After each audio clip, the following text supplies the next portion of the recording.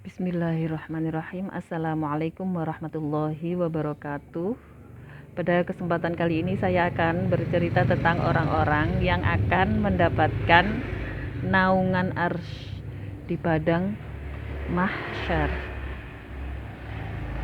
Akhirat adalah alam setelah dunia ini yang tidak terbatas.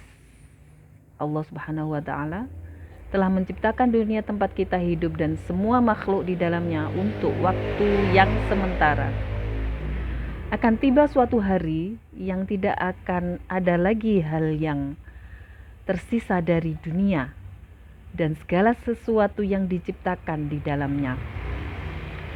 Saat hari yang telah ditetapkan oleh Allah Subhanahu wa taala itu tiba, semua makhluk yang bernyawa dan yang tidak bernyawa akan binasa. Semua gunung, batu, bumi, dan langit akan hancur. Serta dunia ini akan menjadi alam yang sangat berbeda. Itulah hari kiamat. Setelah itu, pada hari yang telah ditetapkan Rob kita tiba, seluruh manusia akan dibangkitkan kembali, dikumpulkan di sebuah tempat yang sangat luas dan datar yang disebut mahsyar. Dan kehidupan baru pun akan dimulai.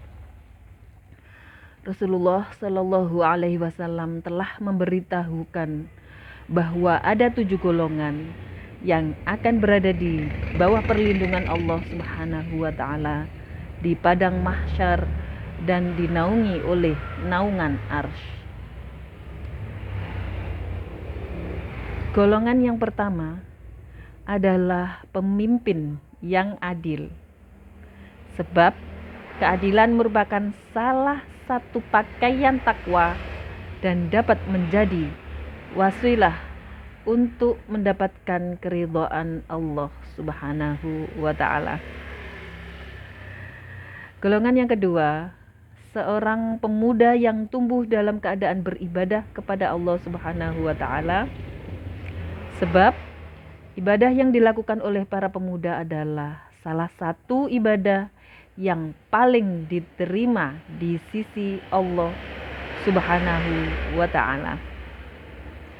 Golongan yang ketiga yaitu seseorang yang mengingat Allah Subhanahu wa taala dalam keadaan sepi, lalu meneteskan air matanya karena takut kepadanya.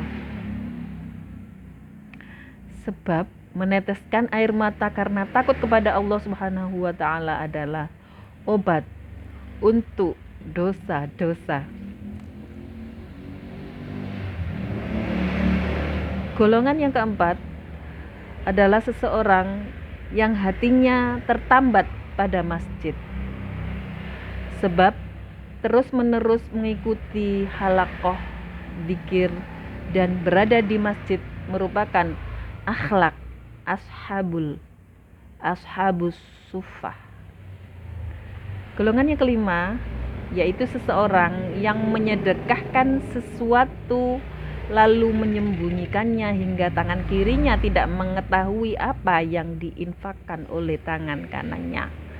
Sebab sedekah secara sembunyi-sembunyi merupakan salah satu ibadah yang diterima di sisi Allah Subhanahu wa taala karena terbebas dari riya.